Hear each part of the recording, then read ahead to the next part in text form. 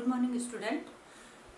कल हमने हमारे आर्ट एंड ड्रामा में एंड कला शिक्षा में राजस्थान के जो लोक नृत्य है उन लोक नृत्यों के बारे में हमने चर्चा की थी। अब आज का हमारा जो टॉपिक है वह है राजस्थानी लोकगीत। जैसे कि हमारे राजस्थान में लोक नृत्यों का जितना महत्व है उतना ही राजस्थान में लोक गीतों का है, जिन्हें लोगों द्वारा अपनी वाणी में अपनी आवाज में गाया जाता है।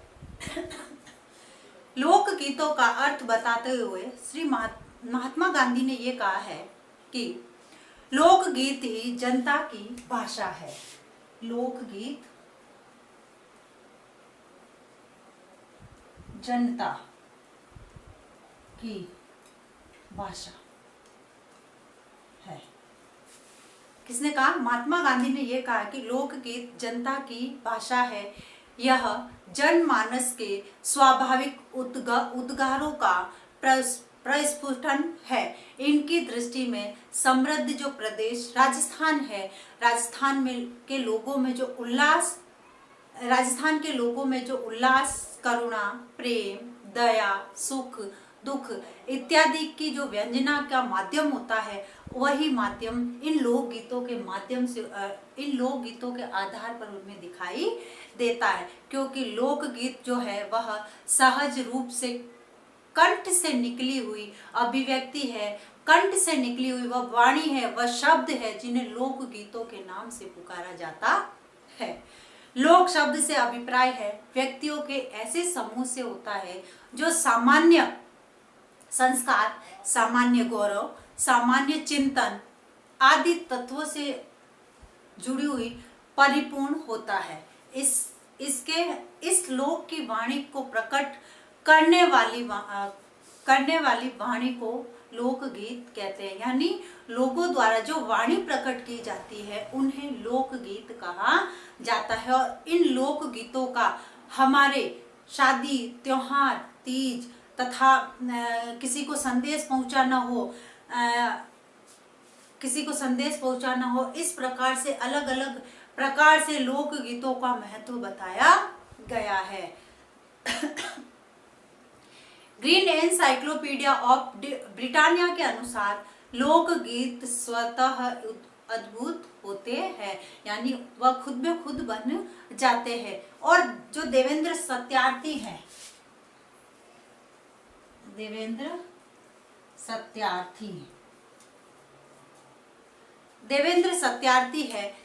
सत्यार्थी ने यह कहा है कि इन्हें लोकगीतों को संस्कृति के मुंह बोलते चित्र कहा है।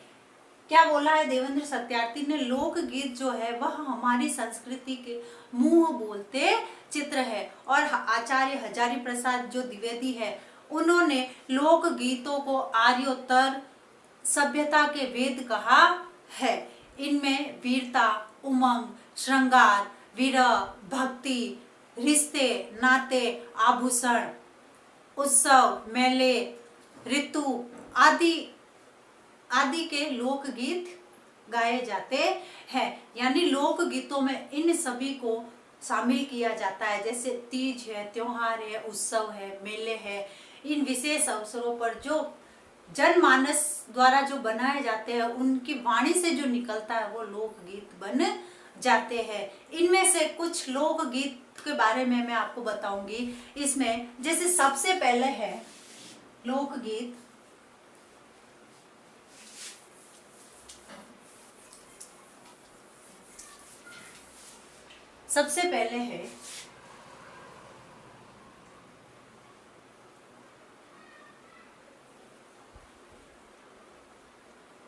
केसरिया बालम।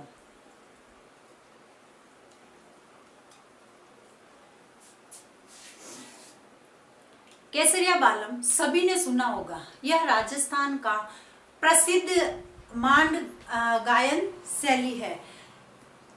केसरिया बालम आओ नी पधारो मारे देश, ये जो राजस्थानी लोकगीत है यह मांड गायन है। और हर मोड़ पर आज विश्व भर में हमारा ये जो राजस्थानी लोक गीत है यह प्रसिद्ध हुआ है तथा राजस्थान की पहचान बना है।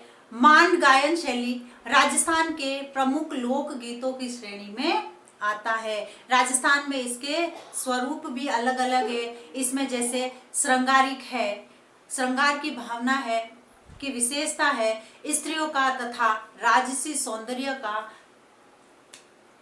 इस मांड गायन से राजसी सौंदर्य का वर्णन मिलता है। तो इसलिए केसरिया बालम जो है वह हमारे राजस्थान का प्रसिद्ध लोकगीत बन गया है तथा यह विश्व भर में राजस्थान की पहचान बना है। उसके बाद दूसरा है कुर्जा। कुर्जा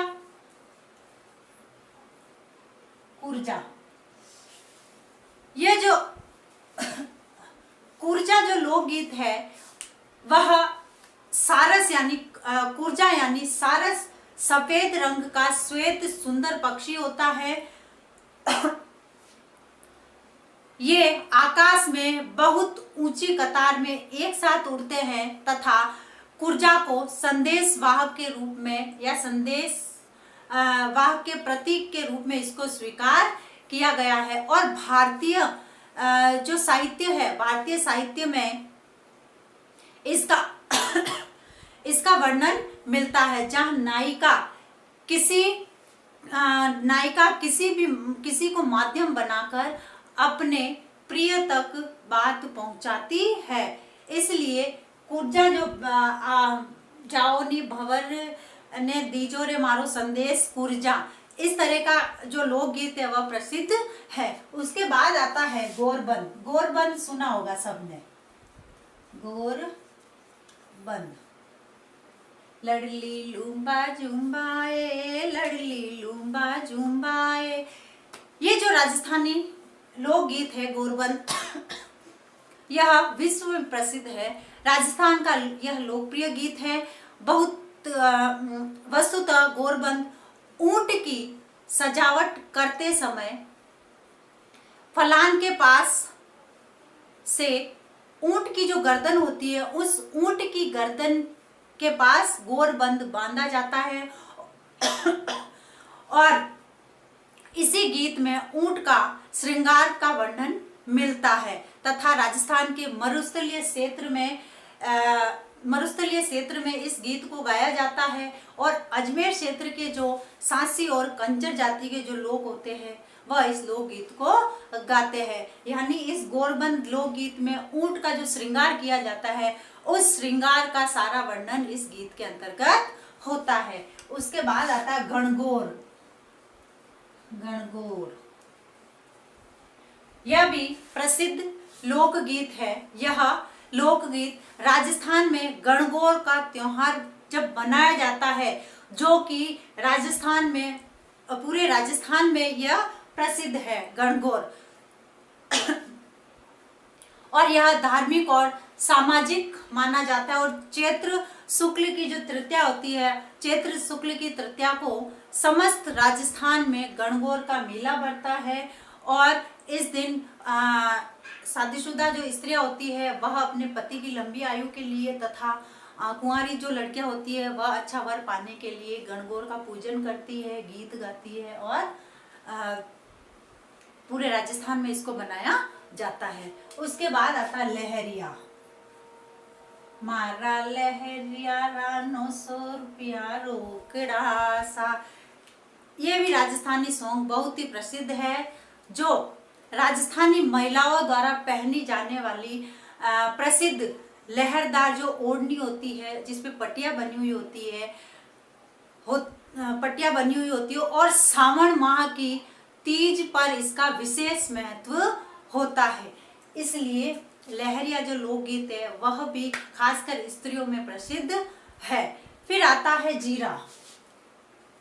मत भाव मारा चैल जीरो, यानी जब इस गीत के बोल में नायिका नायक से यह कहती है कि ओ जीरो जीरो बैरी रे मत पाओ मारा परण्या जीरो रे, यानी जीरा बोते समय जब जो कठिनाई आती है उन कठिनाइयों से बचने के लिए नायिका जो होती है अपने नायक से मना करती है कि जीरो मत बो, क्योंकि यह जीरा मेरे जीव का बैरी है। फिर उसके बाद आता है डिग्गीपुरी। महाराज डिग्गीपुरी का राजा, सॉन्ग सुना होगा आपने। यह जो डिग्गीपुरी है ये टोंक जिले के निवासी लोक देवता कल्याणकारी को डिग्गीपुरी के राजा के नाम से नवाजा जाता है तथा इनको नवाजते हुए ही भक्तगण श्रद्धा के दर्शनार्थ आते हैं और इस लोकगीत को गाते हैं। उसके बाद आता है लांगूरिया। लांगूरिया यह लांगूरिया जो है वह राजस्थान के करौली जिले में केला देवी नामक प्रसिद्ध मंदिर है देवी का। यहाँ प्रतिवर्ष चैत्र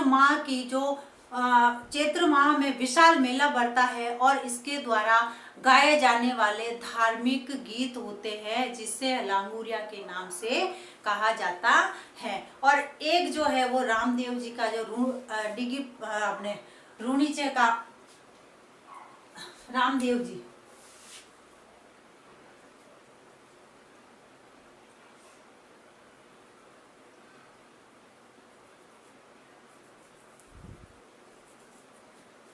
तो इस प्रकार से हमारे राजस्थान में विभिन्न प्रकार के स्थिति को देखते हुए, विभिन्न आभूषणों को देखते हुए, श्रृंगार को देखते हुए, नायिका के सौंदर्य को देखते हुए कई प्रकार से लोकगीत प्रसिद्ध है।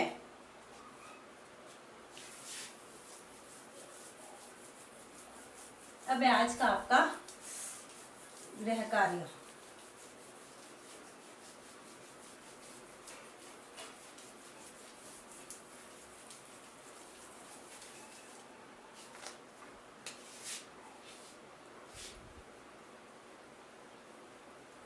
राजस्थानी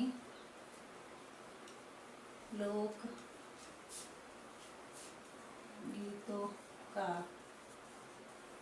अर्थ बताते हुए इनका वर्णन कीजिए।